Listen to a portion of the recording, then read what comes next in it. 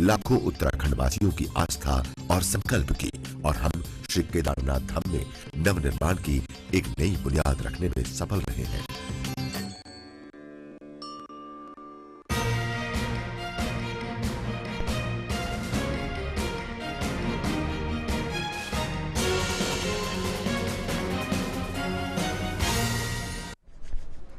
नमस्कार, मैं हूं गिरीश खड़ायत। उत्तराखंड के पहाड़ों में उद्योग लगेंगे क्या?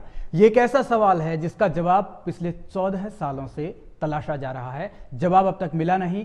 सवाल वही बरकरार है कि पहाड़ी प्रदेश की परिकल्पना का फिर मतलब क्या था। और अब मौजूदा सरकार ये कह रही है कि हम एक नई उद्योग नीति ला रहे हैं जिससे पहाड़ों में उद्योग धंधे लगाए जाएंगे। कम से कम छोटे और मझोले उद्योग उत्तराखंड के पहाड़ों में लगाए जाएंगे, ये सरकार की तरफ से भरोसा दिया जा रहा है। बीजेपी कहती है हमने साल 2011 में ही एक उद्योग नीति बनाई थी जिसके जरिए पहाड़ों में छोटे उद्योग लगाने का रास्ता साफ हुआ था, लेकिन चुनाव के बाद जब कांग्रेस की सरकार बनी तो उसने 2.5 साल तक उस उद्योग नीति को दबाए रखा और अब वही उद्योग नीति कांग्रेस की मौजूदा सरकार लागू कर रही है, जो कि बीजेपी की देन है। यानी उद्योग नीति पर भी सियासत है, लेकिन सवाल यह है कि इस सियासत के सहारे पहाड़ों में विकास का रास्ता तय हो पाएगा क्या? इस सियासत के बीच पहाड़ों में उद्योग लग पाएंगे क्या? और उद्योग लगेंगे तो कब तक लगेंगे? किस तरीके की उनकी तस्वीर होगी? और क्या पहाड़ों में इन उद्योगों के जरिए रोजगार युवाओं को मिलेगा? क्या पहाड़ों का पलायन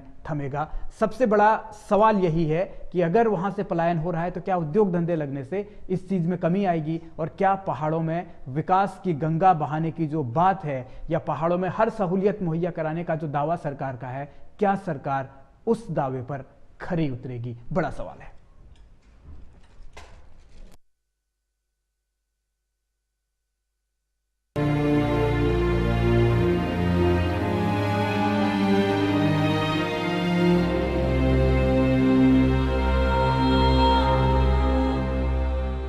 पहाड़ों से पलायन मौजूदा वक्त में उत्तराखंड की सबसे बड़ी पीड़ा है और ये पीड़ा अब नासूर बन चुकी है। पलायन की सबसे बड़ी वजह बेरोजगारी है।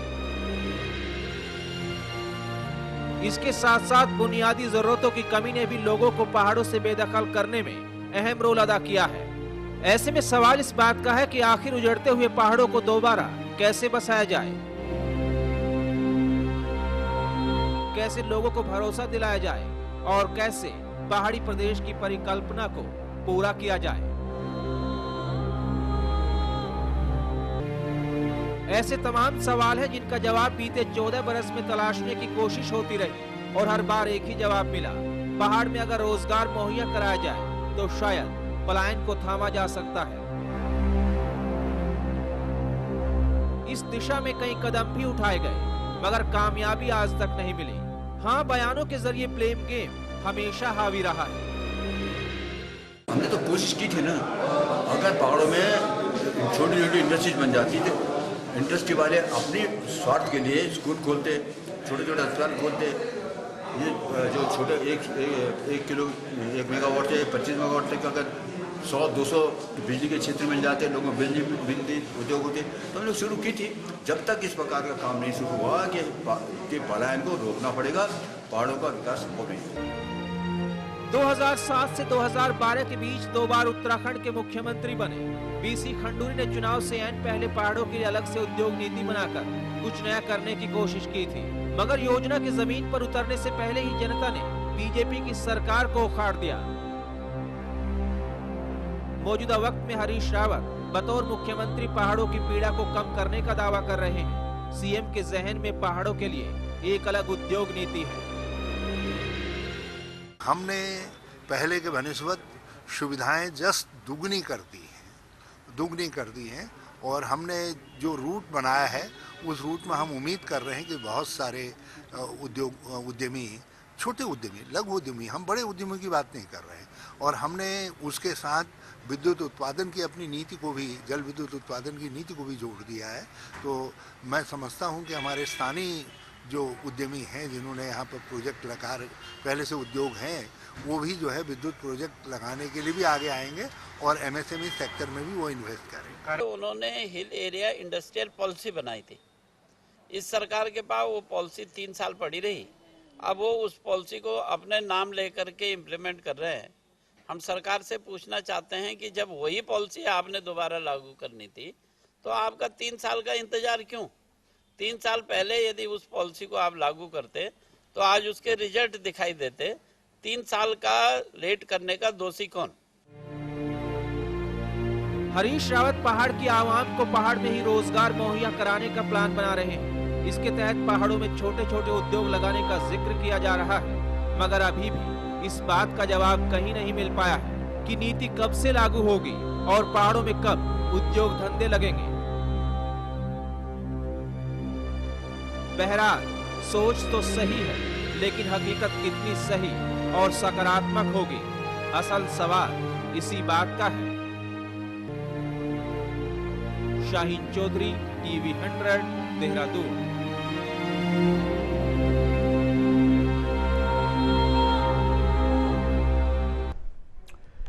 बड़ा सवाल यही है कि जो नीति बीजेपी ने बनाई थी क्या वो सही थी, या मौजूदा सरकार जिस नीति का जिक्र कर रही है वो सही है। सवाल ये भी है कि बीजेपी ने अगर नीति बनाई थी तो उसे लागू करने में देर क्यों हुई है। बीजेपी के पास ये बहाना जरूर है कि उसकी सरकार फिर रही नहीं, लेकिन मौजूदा सरकार जिस तरह से अब दावा कर रही है कि हम पहाड़ों में छोटे उद्योगों को बढ़ावा देने की कोशिश करेंगे, उस दिशा में क्या कदम उठाए जा रहे हैं और वहां किस रूप में काम हो रहा है, या पहाड़ों में अगर अब तक उद्योग नहीं लगे हैं तो उसका दोषी कौन है, उसका कसूरवार कौन है, और पहाड़ों में अब तक हुआ पलायन, क्या अभी वहां उद्योग लगने से, छोटे या मझोले उद्योग लगने से अब वहां पलायन रुक जाएगा, क्या जो पलायन हो चुका है वो लोग वहां वापस चले जाएंगे। ऐसे बहुत सारे सवाल बुनियादी तौर पर आते चले जाएंगे, लेकिन एक बड़ा पेचीदा सवाल यह है कि पहाड़ों में उद्योग लगते क्यों नहीं हैं। आखिर अब तक राज्य बनने के 14 साल के बाद भी उद्योग पहाड़ों में क्यों नहीं लगे, और कुछ जो छोटे मोटे उद्योग थे भी वो भी बंद होते चले गए, चाहे मैग्नेसाइट के हों, चाहे HMT वाला भी एक जो रानीपुर का था वो भी एक मसला है जिसको लेकर बहुत सारी चीज़ें कही जाती रही हैं, या अलग अलग पहलुओं पर अलग अलग रूप में ये देखा गया है कि पहाड़ में जो भी कदम उठाने की कोशिश की गई है उनके सकारात्मक पहलू निकले नहीं हैं। हमारे साथ जो स्थितियां हैं वो यही हैं कि किस रूप में और कैसे आगे आने वाले दिनों में वक्त को साथ लेते हुए आम लोगों को पहाड़ों में जो वहाँ का बेरोजगार नौजवान है उसको रोजगार मुहैया कराया जाएगा, कम से कम छोटे उद्योगों के जरिए। ये एक बड़ा सवाल है। BS कुमार हमारे साथ जुड़े हुए हैं, उद्योगपति हैं, वो दिल्ली में अपना एक इंडस्ट्री चलाते हैं। उनसे हम समझने की कोशिश करेंगे कि उत्तराखंड मूल के होने के बावजूद उत्तराखंड के पहाड़ों में उनका रुझान क्यों नहीं है, आखिर वहाँ क्यों नहीं उद्योग स्थापित किए जाते, वहाँ क्यों नहीं उद्योगों को डेवलप किया जाता। BS कुमार साहब, ये जो स्थिति है इन 14 सालों में अभी तक जो चुनौतियां रही हैं, क्या आपको लगता है कि पहाड़ों में उद्योग लगाने के लिए सबसे पेचीदा मसला क्या है, क्यों नहीं वहां जाना चाहते लोग?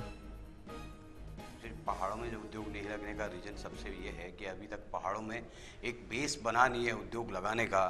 किसी भी सरकार ने जो छोटे और मझोले उद्योग हैं जो पहाड़ी क्षेत्रों में लगे हैं, ना कि तराई क्षेत्र में, उसके लिए कोई एक बेस अभी कंप्लीट तैयार नहीं किया है। सरकार बोलती है हमने किया है, ये स्कीमें लाई हैं, बट स्कीमें ज़मीन तक, नीचे धरातल तक वो अभी तक ला नहीं पाई, उसमें वो सक्सेस नहीं है।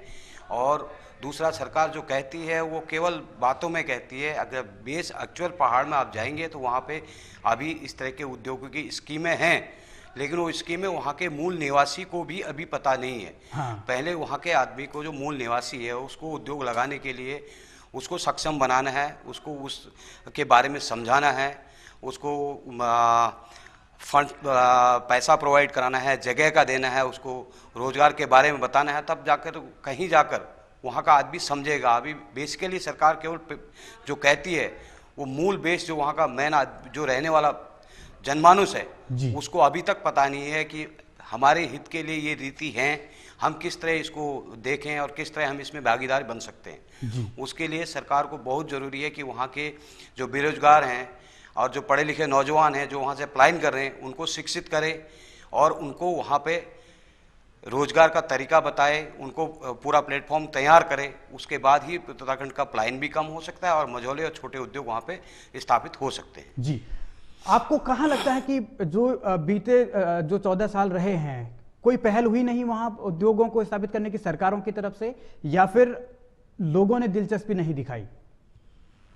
लोगों ने दिलचस्पी नहीं दिखाई, वो बात की बातें होती है, पहले सरकार की पहल नहीं हुई है। सरकार की पहल आप देखेंगे, बेसिक तौर पे देखेंगे, सरकार की पहल केवल न्यूज़ों में न्यूज़ चैनलों में होती है बेसिक धरातल के लेवल पर सरकार, अगर आप मूल पहाड़ में, अगर ऊंचे पहाड़ी एरिया में चले, हाँ रोजगार उद्योग लगे हैं, लघु उद्योग उत्तराखंड में लगे हैं, वो केवल तराई क्षेत्र में लगे हैं, हाँ। जो कि मैदानी हिस्से आते हैं।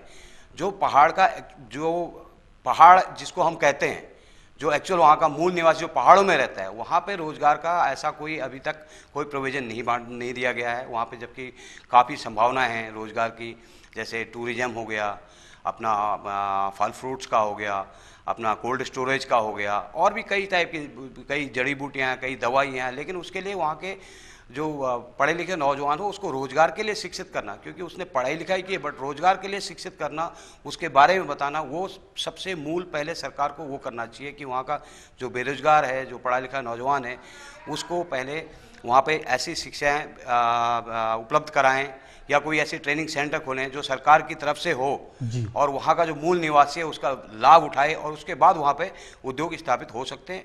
बहुत संभावना है, बहुत अच्छी संभावना है पहाड़ में उद्योग की, बट उसके लिए सरकार की नीयति और उसकी मंशा पे ही बराबर सवाल उठते हैं।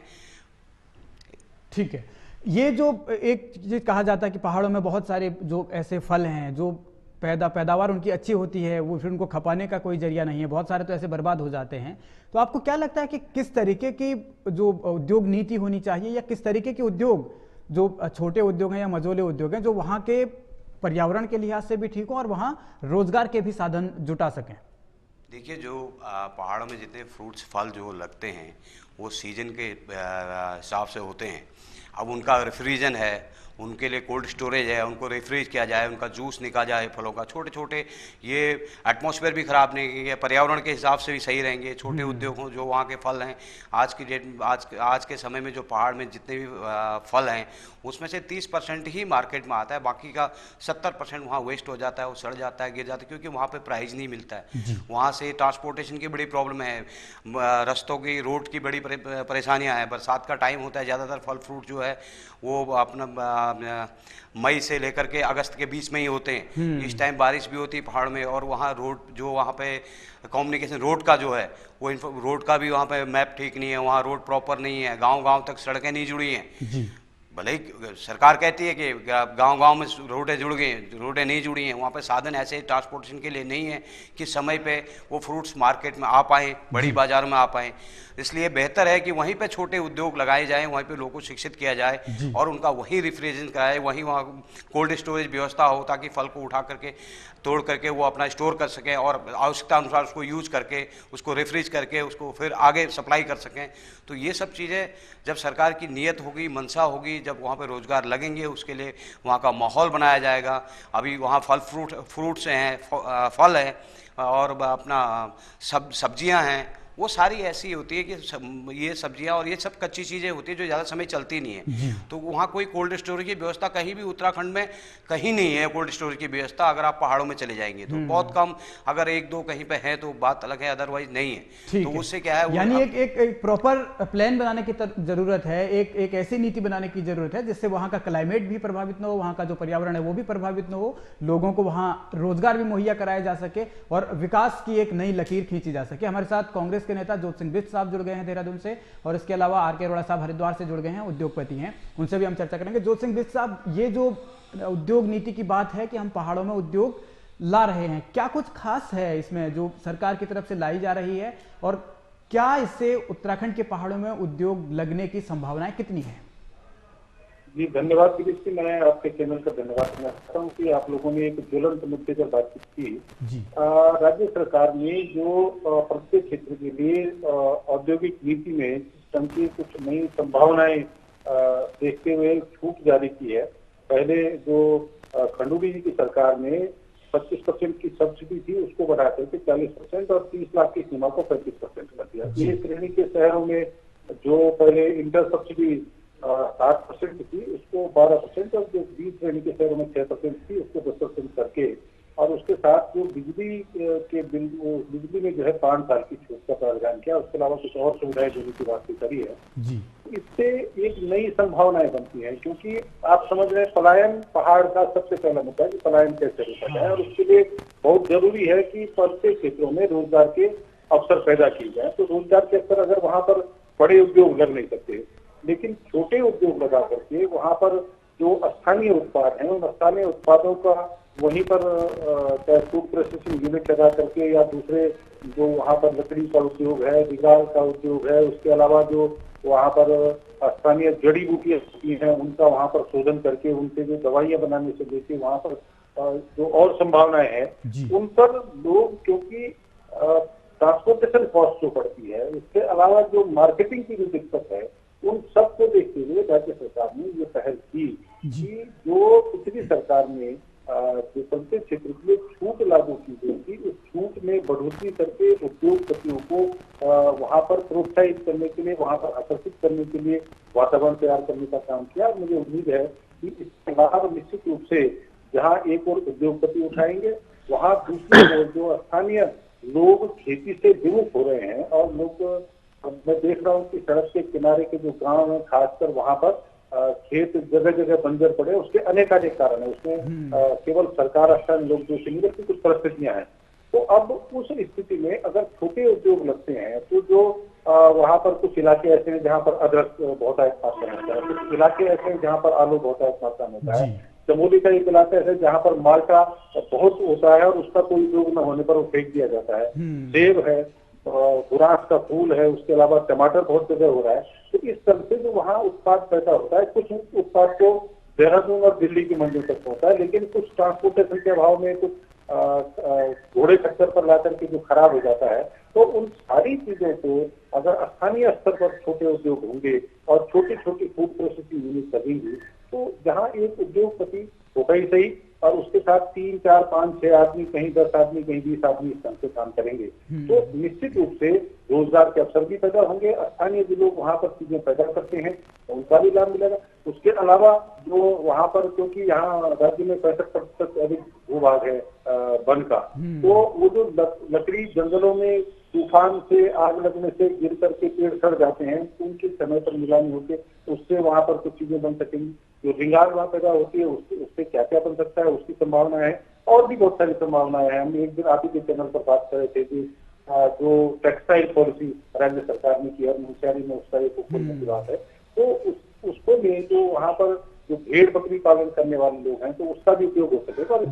यानी सब चीजों को जोड़कर एक ऐसी नीति बनाने की कोशिश है जिससे उत्तराखंड का अपना जो वहां का स्थानीय उत्पाद है उसको भी समायोजित किया जा सके और वहां पर आम लोगों को, जो वहां का स्थानीय युवा है, उसको रोजगार भी मुहैया कराया जा सके। हमारे साथ आर.के. अरोड़ा साहब भी हैं, उद्योगपति हैं, हरिद्वार में वो काम कर रहे हैं।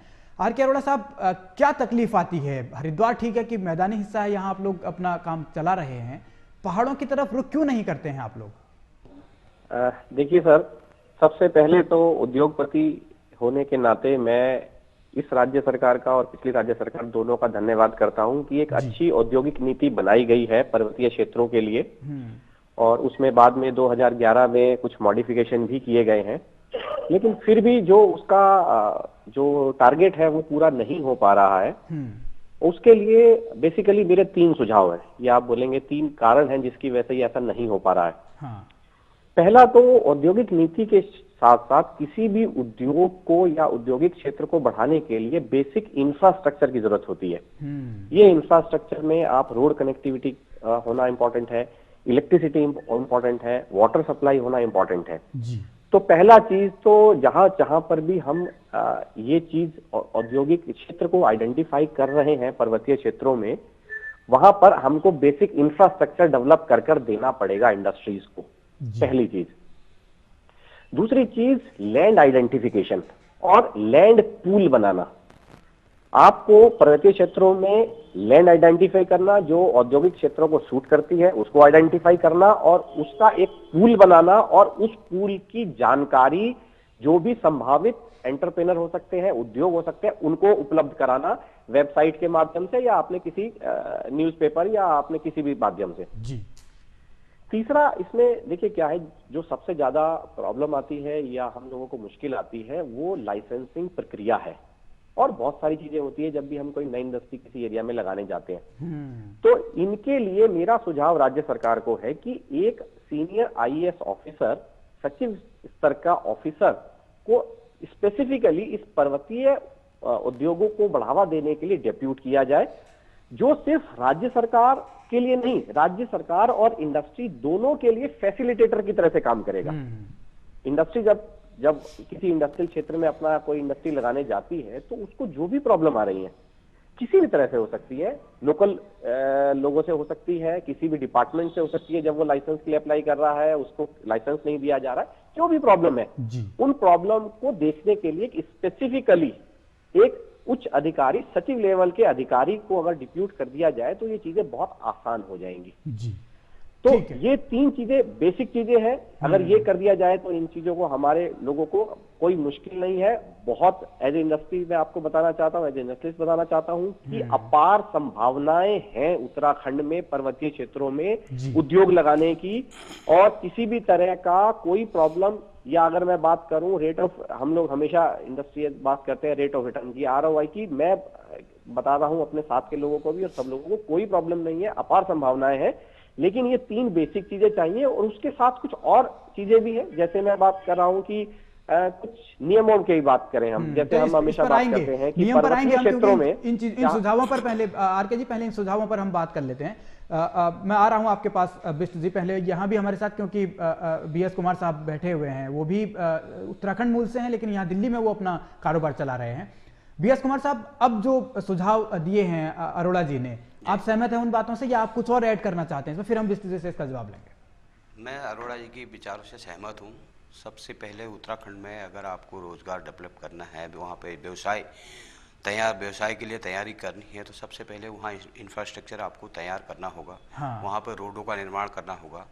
वहाँ पे आपको जगह चिन्हित करनी होगी, किस किस जगह पे उद्योग, कहाँ पे हमें फ्रूट्स मिल रहे हैं, उस हिसाब से वहाँ पे उद्योग लगाए जाएं जी।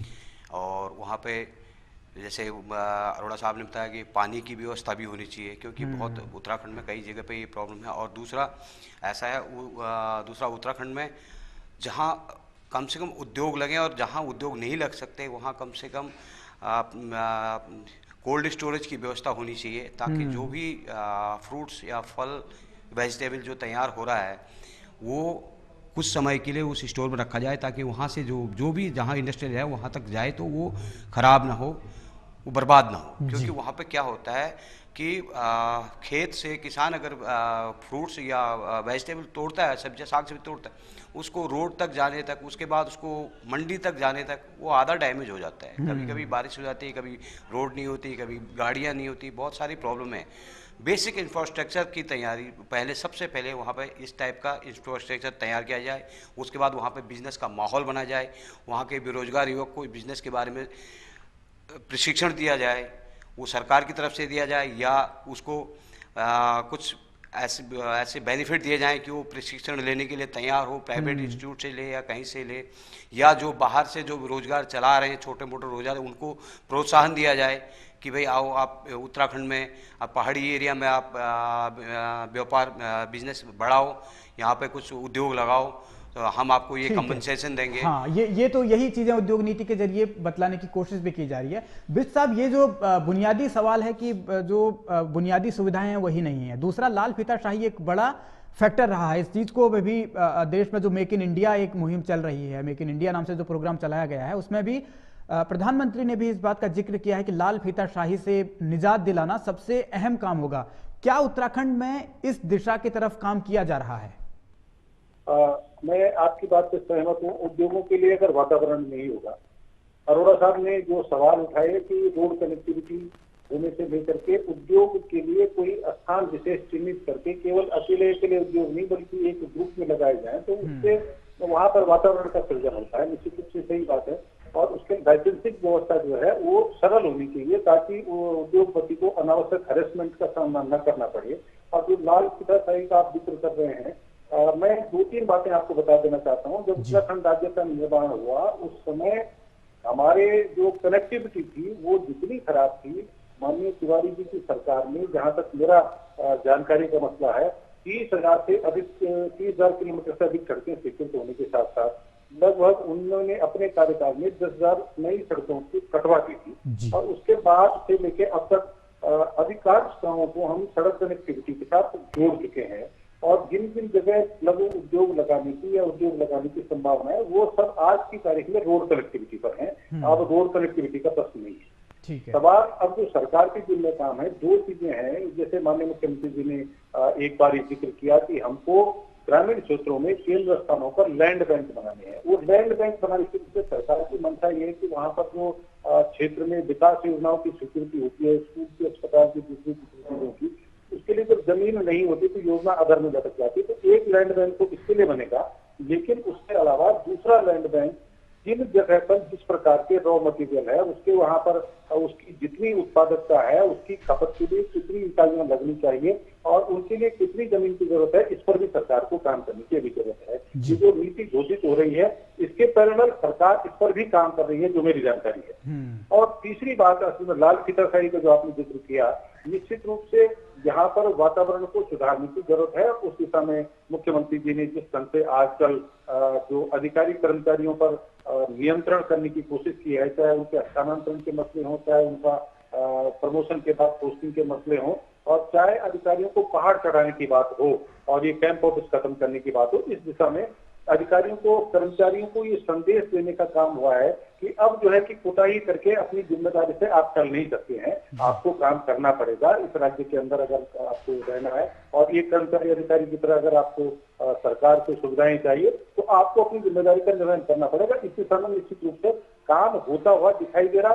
पूरा ठीक होने में समय लगेगा, लेकिन शुरुआत हो चुकी है। मैं माफी चाहूंगा, अरोड़ा जी ने जिस चीज का जिक्र किया था कि एक जो सचिव स्तर का अधिकारी है वो पुल की तरह काम करे उद्योगपतियों के बीच और सरकार के बीच, क्या उस दिशा में काम होगा?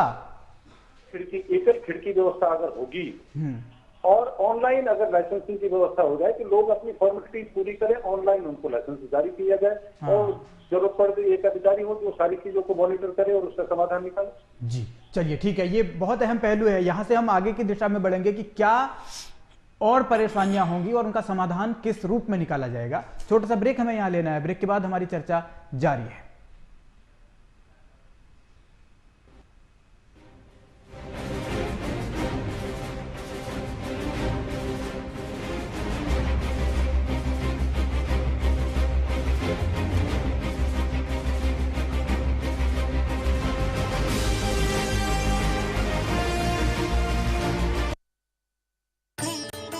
केदारनाथ करोड़ों श्रद्धालुओं की आस्था का प्रतीक, उत्तराखंड में स्थित भारतीय संस्कृति का एक महत्वपूर्ण केंद्र। वर्ष 2013 की भीषण प्राकृतिक आपदा के बाद उत्तराखंड सरकार ने श्री केदारनाथ धाम के नवनिर्माण और आपदा प्रभावितों के पुनर्वास का संकल्प लिया।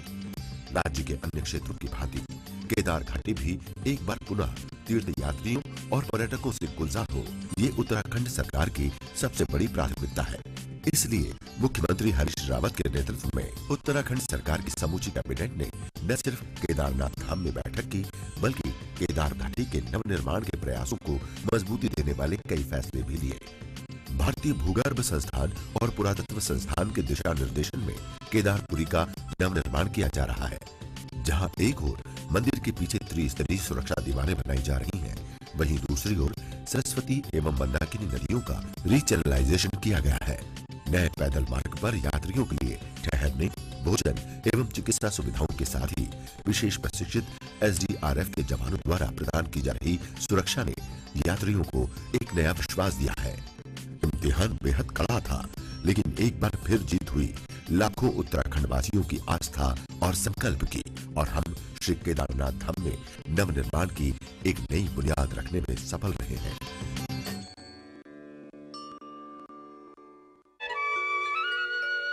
उगता है सूरज तो खिल उठते हैं पहाड़। हम दिखाते हैं सच्चाई, हम जगाते हैं विश्वास, हम देते हैं इंडिपेंडेंट घर का आनंद, वो भी फ्लैट से कम दामों में। हेरिटेज होम्स, विरासत भविष्य की, काशीपुर रोड, रुद्रपुर।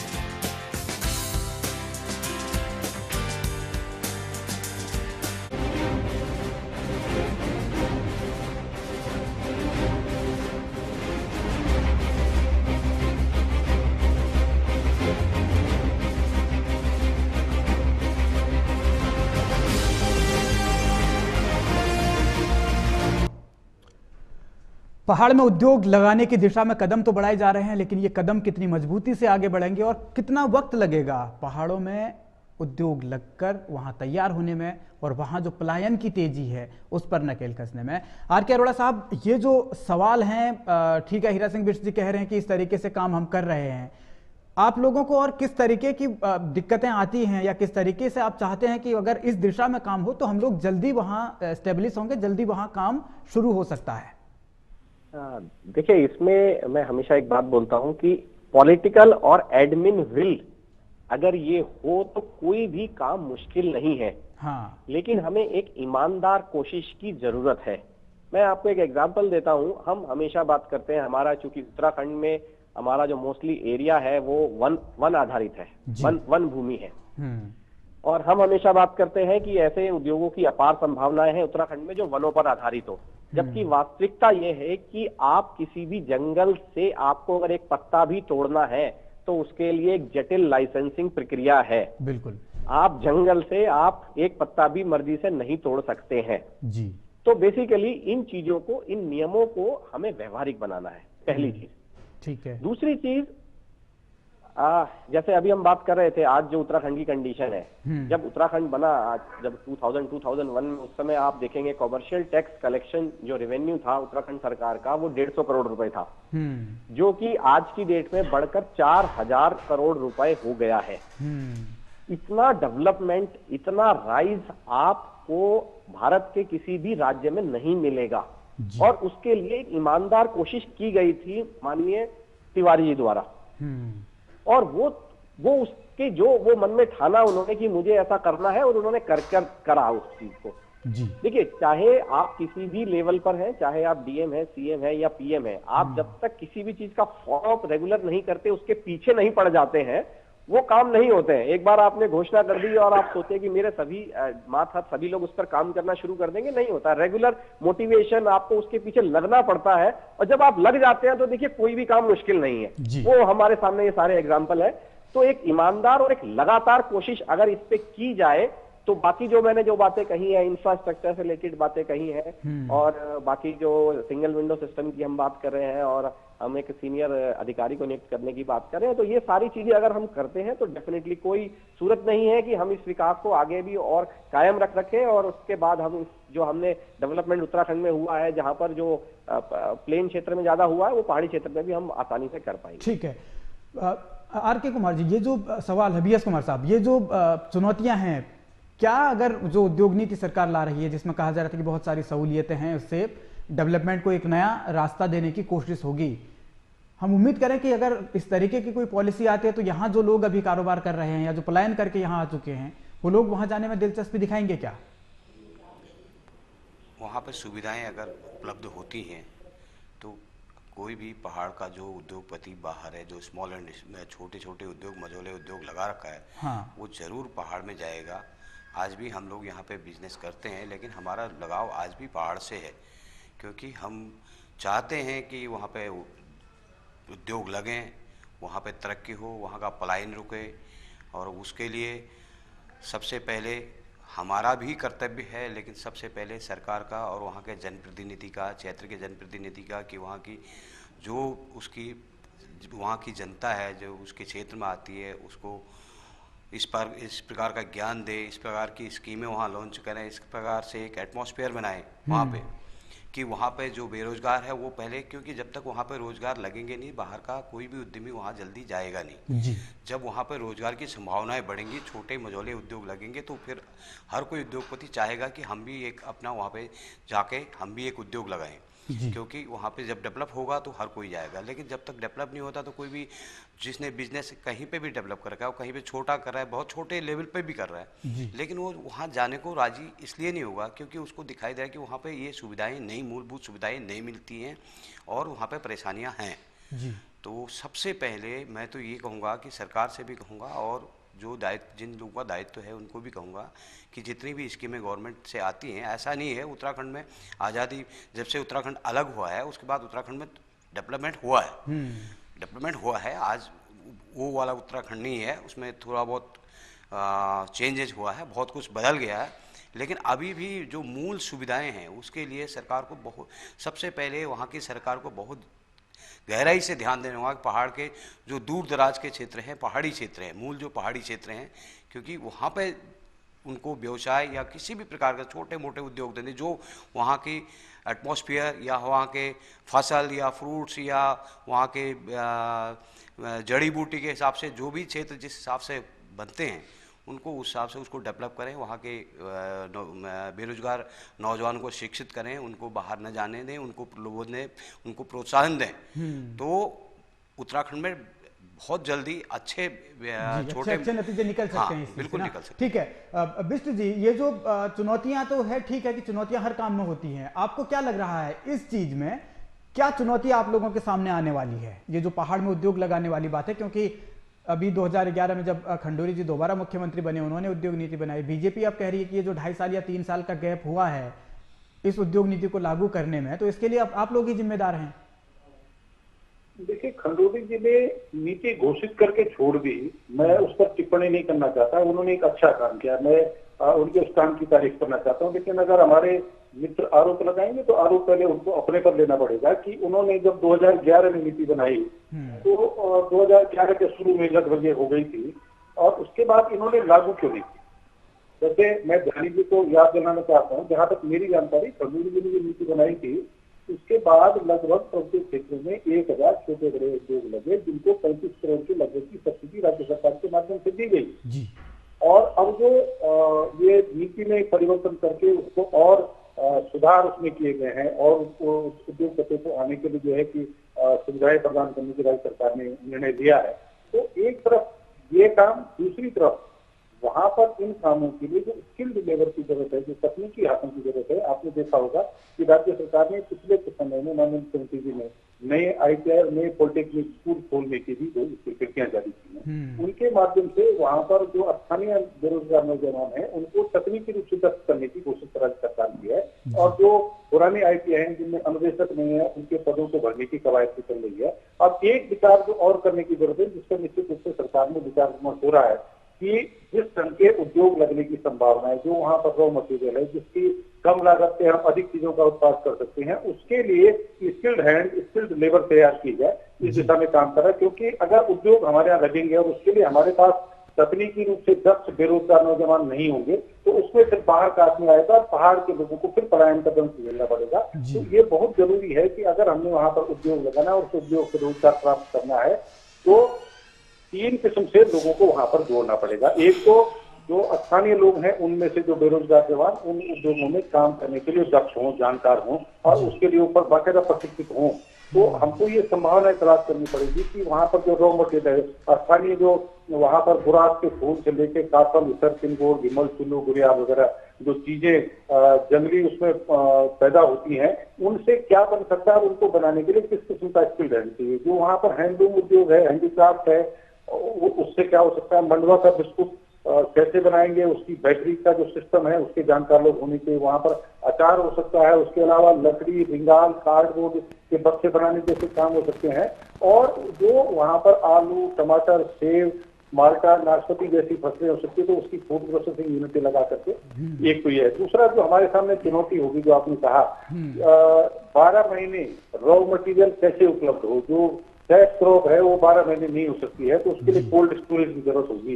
तो इन सारी चीजों को सरकार को समग्र रूप से देख करके केवल लाइसेंसिंग नीति सरल होने से काम नहीं चलने वाला है, केवल सब्सिडी देने से नहीं, बल्कि वहां पर जो रॉ मटेरियल हो वो 12 महीने पूरी मात्रा में उपलब्ध हो, उसके लिए भी हमको एक तरफ लोगों को इस बात के लिए प्रेरित करना पड़ेगा कि आपके क्षेत्र में जिन इन हाइट्स पर फला फसलें या फला फल या सब्जी पैदा हो सकती है और इससे उद्योग लगा करके हम ये चीजें बना सकते हैं, इसलिए आपको इस दिशा में आपको भी काम करना है। तो कुछ लोग खेतीबाड़ी का काम करेंगे, बागवानी का काम करेंगे, कुछ स्किल्ड हैंड जो है वो उद्योगों में काम करेंगे और कोल्ड स्टोरेज लगेगा तो उससे 12 महीने मटेरियल मिलेगा। तो इस ढंग से हम एक समग्र नीति बना करके जो यहाँ पर ये पॉलिसी राज्य सरकार ने बनाई है ताकि उद्योगपति आकर्षित हो, तो जो हमारे व्यवसायी भाई हैं, उद्योगपति हैं, वो आकर के वहां पर उनको ये भरोसा हो जाएगा कि मुझे सरकार की तरफ से जो सब्सिडी मिल रही है उस सब्सिडी के साथ साथ वातावरण भी मिल रहा है, रोड कनेक्टिविटी भी मिल रही है, 12 महीने रॉ मटेरियल भी मिल रहा है, और इस तरह से अब यहाँ पर अगर मैं उद्योग लगाऊंगा तो मेरे नुकसान कुछ नहीं हो सकता, जो भी होगा फायदा होगा। तो फिर वो भी पूरे मन से आएंगे और लोगों को पर्याप्त रोजगार देने के साथ साथ उनको अच्छा वेतन दे करके और वहाँ पर उद्योग का वातावरण बनाएंगे, रोजगार का वातावरण बनाएंगे, और ये नीति सफल होगी और लागू होगी। ठीक है, ये यहाँ से मतलब एक पूरा ऐसा प्लान बनाने की जरूरत है जिससे कड़ी बीच में टूटे ना। अरोड़ा जी, हम ये भी एक चीज बात समझना चाहेंगे, जो स्किल्ड हैंड वाली बात है, स्किल्ड जो ट्रेंड युवा है वो होते नहीं है, अक्सर इस तरीके की बातें, इस तरीके की शिकायतें, ये जो मैदानी इलाकों में जो सिटकुल का एरिया है वहां भी इस तरीके की बात होती है, क्योंकि 70% रोजगार का जो वादा था वो चाहे पहले कांग्रेस की सरकार ने किया हो, फिर बीजेपी ने किया हो, या अभी भी चल रहा है, तो उत्तराखंड के युवाओं को शायद ही 70% इन जो सिटकुल की कंपनियां वहां रोजगार मिलता है। इसकी वजह यही है ना कि स्किल्ड नहीं है। सबसे पहली बात तो मैं एज इंडस्ट्री आपसे बताऊं, हर इंडस्ट्री चाहती है कि उसके एम्प्लॉय लोकल हो, क्योंकि उसका सबसे बड़ा रीजन ये है कि वही लोग वहां पर टिक पाते हैं। हरिद्वार की या देहरादून की मैं बात करूं, अगर बाहर से कहीं कोई आता है तो उसको वहां पर जो रहने की सुविधा है, वो किराए का मकान लेता है, और जो रहना है वो इतना महंगा हो जाता है कि वो कुछ बचा नहीं पाता है, और उसके बाद वो अपने घर नहीं भेज पाता है। तो पहली बात, सर्वाइवल आज की डेट में जो एक बेसिक स्ट्रक्चर शुरू होता है 7,000-8,000 रुपए से, 7,000-8,000 रुपए एक जब वर्कर को मिलता है तो वो उसके लिए अगर वो बाहर से आता है वहां पर, तो 4,000 रुपए का मकान, बिजली, रहना, खाना पीना, फैक्ट्री आने जाने तक में ही खर्च हो जाता है, वो कुछ नहीं बेच सकता है घर। तो इसलिए वो लोग वहां पर टिक नहीं पाते हैं। आते हैं पहाड़ से भी, ऊपर से भी, पहाड़ से भी नीचे लोग आते हैं, हरिद्वार आते हैं, या यूपी के कुछ पार्ट से भी अगर आते हैं तो वो टिक नहीं पाते हैं, सर्वाइव नहीं कर पाते हैं। और अगर हम लोकल लोगों को रिक्रूट करते हैं तो वो हमारी फैक्ट्रीज में टिक कर काम करते हैं। तो एज फैक्ट्री में आपसे बात करूं तो स्किल इज अपार्ट। पहली चीज तो ये कि बाहर के लोग अगर वो डिस्टेंस से है, जिनका वहां पर अपना कोई रहने का अरेंजमेंट नहीं है, अगर वो है वहां पर नहीं है तो वो नहीं टिक पाते हैं, पहली चीज। ठीक है। दूसरी चीज बिल्कुल सही बात है, स्किल की बात है, जब ये लोग नहीं मिल पाते हैं, नहीं वहां पर हमको मैन पावर मिलती है, उसी केस में हम लोग दूसरे लोगों की तरफ जाते हैं, बाहर से लोगों को, कई बार अपने हेड ऑफिस की साइड से वहां से लोगों को बुलाते हैं। तो पहली चीज तो, क्योंकि इन लोगों के लिए रहने के लिए कोई सुविधा नहीं है, इंडस्ट्रियल क्षेत्र जहां पर भी डेवलप किए गए वहां पर वर्कर्स के रहने के लिए जो रहने की सुविधा होना चाहिए वो रेजिडेंशियल सुविधाएं नहीं है जी। तो अगर आप चाहते हैं कि आप चाहे पहाड़ का हो या कहीं का भी हो, आप वो वहां पर रहे परमानेंट, तो उसको वो सुविधाएं आपको देनी पड़ेंगी। और एक साथ में, इनके साथ मैं आपको एक बहुत इंपॉर्टेंट बात और भी करना चाहूंगा एज इंडस्ट्री, कि इस समय जो सबसे बड़ी अड़चन है प्रदेश में, चाहे वो उद्योग पहाड़ पर है या पहाड़ मैदानी इलाकों में है, सबसे बड़ा प्रॉब्लम पावर का है, इलेक्ट्रिसिटी का है जी। और इलेक्ट्रिसिटी के बारे में हमको ठोस नीति और ठोस प्लानिंग करनी पड़ेगी अगले सालों, कम से कम जब 5 और 10 साल की हम बात करें और इंडस्ट्रियल डेवलपमेंट का हम टारगेट रख रहे हैं, तो सबसे पहला काम हमको इलेक्ट्रिसिटी का अरेंज करना और उसको प्लान करना है। अगर वो नहीं रहेगी, हम आ रहे हैं, ये बहुत अहम पॉइंट है, इस पर आ रहे हैं क्योंकि जोत सिंह बिष्ट जी को जाना है कहीं, उनसे हम आखिरी कमेंट ले लेते हैं। बिष्ट जी, ये जो बिजली का मसला है और जो दूसरा ये ट्रेंड युवाओं का मसला है जो स्किल्ड है, क्योंकि 70% रोजगार का वादा आप लोगों ने किया तो, लेकिन अब वो मुमकिन ही नहीं है क्योंकि वहां स्किल्ड नहीं है, तो इस चीज के लिए इस दिशा में काम होगा आपकी जो नई उद्योग नीति है? बिष्ट जी जी हम ये आपने कहा बिजली की व्यवस्था, मैंने कहा स्किल लेबर के लिए, जैसे मैं ITI पॉलिटेक्निक खोलने की बात मैंने अभी आपको बताई। जहाँ तक बिजली का सवाल है, क्योंकि बिजली परियोजनाओं में संबंधित परियोजनाओं की संभावना है, दूसरी परियोजनाओं की संभावना है इससे बेहतर नहीं है। और पर्यावरण की दृष्टि से हमको पिछले समय में कुछ परियोजना जिन पे काफी कुछ काम हो गया था उनको बंद करना पड़ा, और इस समय ये हमारी 2-3 परियोजनाएं जिनको केंद्र सरकार से स्वीकृति मिलने के बाद उन पर काम शुरू हुआ, तो उससे राज्य सरकार का बिजली संकट कुछ सुधरेगा, ऐसी संभावनाएं बनी है। लेकिन जब हम पर्वतीय क्षेत्रों में उद्योग लगाने की बात करेंगे तो निश्चित रूप से हमको उसके लिए बिजली की व्यवस्था भी करनी पड़ेगी।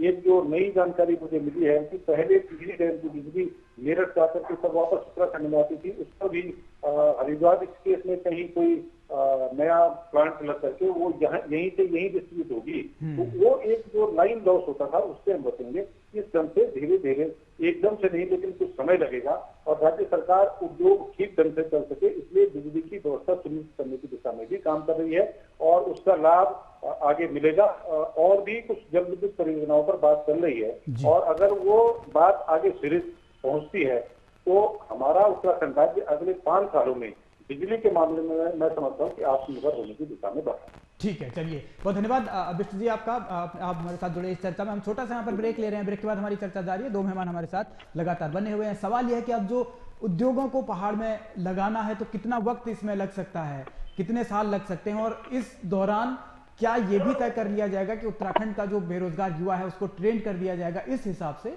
कि अगर वहां कोई इंडस्ट्री लगती है, कोई छोटा उद्योग या मझोला उद्योग लगता है तो वो उसमें आसानी के साथ काम कर सके। छोटा सा ब्रेक हम यहाँ पर ले रहे हैं, फौरन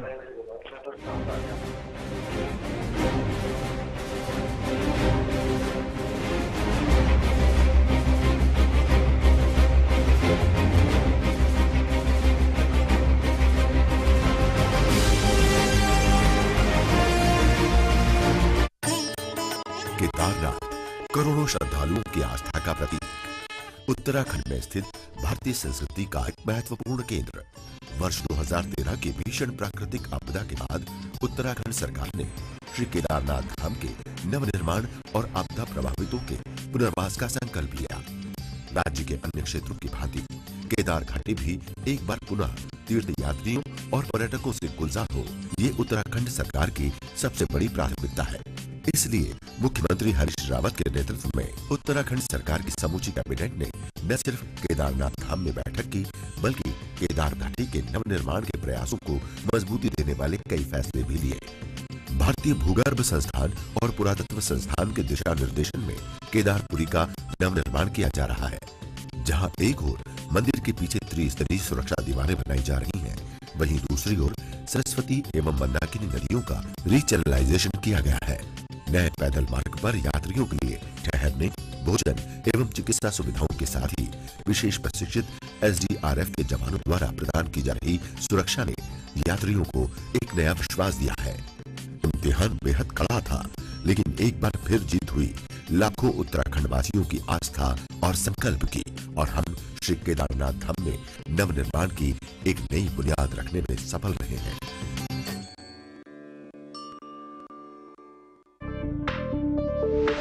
हम दिखाते हैं सच्चाई, हम जगाते हैं विश्वास, हम देते हैं इंडिपेंडेंट घर का आनंद, वो भी फ्लैट से कम दामों में।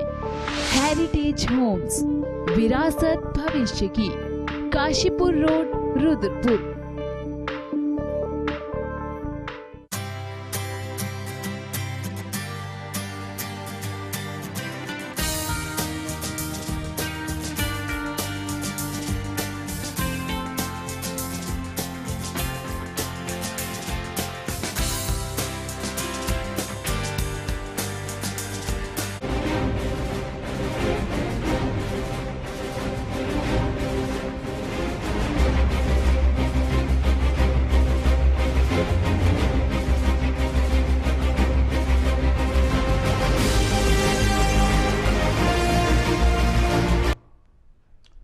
पहाड़ों में उद्योग लगाने के लिए बात चल रही है। बात इस बात की है कि सवालों के साथ जो संकट होगा उसका समाधान कैसे होगा।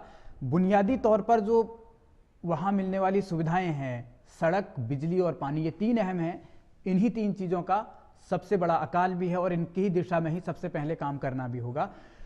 BS कुमार साहब, अब जो चुनौतियां हैं कि ठीक है, चुनौतियां तो हैं, लेकिन आपको लगता है कि जिस दिशा में कदम बढ़ाए जा रहे हैं वो कितना वक्त लगेगा, उसमें कितने साल लग सकते हैं? जिस तरह से अभी काम करने की बात कही जा रही है कि हम नीति बनाएंगे, फिर उद्योगपति वहां आएंगे, वो देखेंगे, काम होगा, कितने साल तक का वक्त लग सकता है वहां इंडस्ट्री डेवलप होने में? देखिए, ये चीज़ जो है गवर्नमेंट के ऊपर सबसे ज़्यादा डिपेंडेंट होती है कि उन्होंने अभी मंशा जाहिर की है। वो बताते कि पहले बीजेपी वाले स्कीम लाए थे, अब हमने लॉन्च की है। तो इस तरह से कहा सुनी इन्होंने की है, कल उन्होंने की है, फिर पार्टी चेंज हो जाती है, उसने कहा इसकी सरकार ने ये स्कीम लागू की थी, अब हमने उसको रोक के दूसरी लॉन्च कर दी। तो ये तो सरकार की नीयत के ऊपर होता है, वहाँ के जनप्रतिनिधि और सरकार उसके ऊपर होता है, क्योंकि वहाँ का बेसिक जो मूल निवासी है वो तो चाहेगा कि उद्योग धंधे अभी से स्कीमें लगें और जल्दी से जल्दी उद्योग धंधे लगें, चाहे छोटे लगें या बड़े लगें तो लगें। ये तो सरकार की अपनी नीति क्या कहती है, ये क्या प्रोग्रामिंग करते हैं, कैसे उसको धरातल पे लाते हैं, बेस पे लाते हैं, उसके बाद कहा जा सकता है। लेकिन जहाँ तक बात अभी बिष्टी जी ने बोला था कि हमने ITI और पॉलिटेक्निक खोले हैं, आप उत्तराखंड के ज़्यादातर टेक्निकल इंस्टीट्यूट में चले जाइए, वहाँ पे एक तो जो ट्रेड है, मनचाहे जो ट्रेड लड़का लेना चाहता है पास 10+ करने के बाद उसको ट्रेड नहीं मिलते, और दूसरा इन जितने भी इंस्टीट्यूट खुले हैं, नए खुले हैं या पुराने, उनमें प्रॉपर उनकी टीचर नहीं है, वहाँ पे शिक्षा व्यवस्था पूरी नहीं है। इसलिए पहाड़ से जो भी लड़के वहाँ इंस्टीट्यूट में जो अनस्किल्ड का जो आपने कहा था, वो अनस्किल्ड इसलिए है कि वहाँ पे प्रॉपर उनको ट्रेनिंग नहीं मिलती है, क्योंकि वहाँ पे टीचर ही नहीं है। गवर्नमेंट कहती है इंस्टीट्यूट खोलने से कुछ नहीं होता, वहाँ पे उनको पढ़ाने के लिए, उनको उसका सब्जेक्ट समझाने के लिए, टेक्निकल ट्रेनिंग देने के लिए टीचर भी तो होने जरूरी है। आप देखेंगे पहाड़ में जितने भी इंस्टीट्यूट हैं, मैं समझता हूँ कि 70% इंस्टीट्यूट ऐसे हैं कि वहाँ प्रॉपर टीचर नहीं है, उनके सब्जेक्ट के पूरे टीचर ही नहीं है, तो कहाँ से वो स्किल्ड होंगे। जी ठीक है, यानी ये चुनौतियां बहुत ज़्यादा हैं। अरोड़ा साहब, हम ये एक चीज़ और आपसे समझना चाहेंगे, क्योंकि आप लोग वहाँ लंबे अरसे से काम कर रहे हैं, क्या इंडस्ट्रीज के पास या उद्योगों के पास इतना वक्त होता है कि वो एक युवा को जो चाहे ITI से ट्रेंड है या फिर सीधा निकल के कहीं से आया है, उसको 2 महीने या 3 महीने की ट्रेनिंग देकर काम पर करे, या सीधे आप लोग काम पर रखते हैं? नहीं, हमें क्योंकि आज की डेट में जितनी भी मशीन्स हैं वो क्रिटिकल मशीन्स हैं, लेटेस्ट टेक्नोलॉजिकल डेवलपमेंट वाली मशीन्स है, तो हम कभी भी किसी भी नए आदमी को सीधा मशीन पर नहीं लाते हैं। उससे मशीन की भी सेफ्टी में फर्क पड़ सकता है, उस जो काम करने वाला ऑपरेटर है उसकी भी अपनी सुरक्षा में फर्क पड़ता है, और उत्पादकता में भी फर्क पड़ता है। तो इसलिए 2 से 3 महीने का वक्त लगता है किसी भी ऑपरेटर को उस मशीन को समझने में और उस चीज में एक्सपर्ट होने में। जी ठीक है, तो अब ये इस तरीके की जो चीजें हैं पहाड़ों में, क्योंकि बहुत बड़े उद्योग लगाने की मूड में भी सरकार नहीं है, और ये वहां पर्यावरण के लिहाज से भी सही नहीं होगा। आपको क्या लगता है वहां किस तरीके के उद्योग लग सकते हैं, लगेंगे, और वहां किस तरीके से काम और कितने सालों में कितनी जल्दी शुरू हो पाएगा? देखिए, सबसे पहली बात, अगर मैं टाइम की बात करूं तो अगर इंफ्रास्ट्रक्चर मिलता है तो किसी भी जगह 2 से 3 वर्ष में हम एक अच्छा industrial area, industrial hub develop कर सकते हैं। पहली बात। दूसरी बात, अगर मैं बात करूं इस एरिया में तो बहुत सारी संभावनाएं, जैसे मैंने शुरू में भी कहा आपसे, उत्तराखंड में बहुत अपार संभावनाएं हैं। यहाँ पे वेजिटेशन से रिलेटेड, यहाँ फ्रूट से रिलेटेड, जो फूड इंडस्ट्री से रिलेटेड है, मेडिसिनल प्लांट से रिलेटेड है, ये लोकल चीजें हैं। और इसके अलावा भी जो जिन चीजों की यहाँ पर लोकल खपत हो सकती है, या जो टूरिज्म से रिलेटेड है, जो हमारी बात करें अगर यहाँ पर होटल इंडस्ट्री से रिलेटेड जो कंजम्पशन वाली चीजें हैं वो चीजें हैं, तीर्थ यात्री जिन चीजों को पसंद करते हैं, उत्तराखंड से की संस्कृति से रिलेटेड जो चीजें हैं उनके बारे में, हथकरघा उद्योग, बहुत सारे ऑप्शंस हैं। जी ठीक है, तो ये अब जो आने वाला वक्त है, अभी जो सरकार की तरफ से कहा जा रहा है हम पॉलिसी बना रहे हैं, इस पॉलिसी को हम इंप्लीमेंट करेंगे, फिर आपको लगता है कि जो 2004 में जो छूट मिली थी या 2002 से जो छूट मिली थी NDA की सरकार ने दी थी, अभी सिडकुल को लेकर फिर बहुत सारे सवाल उठे कि अब छूट नहीं है, औद्योगिक पैकेज नहीं है, उन चीजों से भी आप लोगों को परेशानियां होती हैं बहुत सारी? देखिए, पहली चीज मैं आपसे बताऊं, छूट या पैकेज 2 तरह का होता है। एक वो पैकेज होता है जो at the time of establishment दिया जाता है, जिसे कैपिटल इन्वेस्टमेंट सब्सिडी बोला जाता है बेसिकली। दूसरी छूट वो है जो हमारे प्रोडक्शन के दौरान होती है, वो इनकम टैक्स से रिलेटेड छूट होती है, एक्साइज से रिलेटेड छूट होती है, सेल्स टैक्स से रिलेटेड छूट होती है। तो पहली चीज मैं आपको ये बताऊं कि हम लोग कैपिटल इन्वेस्टमेंट सब्सिडी में बहुत ज्यादा इंटरेस्ट नहीं लेते हैं व्यवहारिकता की वजह से। उत्तराखंड में भी जिन लोगों ने उद्योग लगाए हैं अभी तक, और जो लोगों ने कैपिटल इन्वेस्टमेंट किया है, बहुत सारे केसेस में उनको अभी तक सब्सिडी नहीं मिली है। लेकिन जो हम उसकी वजह से आते भी नहीं है, हम उसकी वजह से इंडस्ट्री भी नहीं लगाते हैं, वो ठीक है, मिलता है, बिल्कुल वेलकम करते हैं उसका।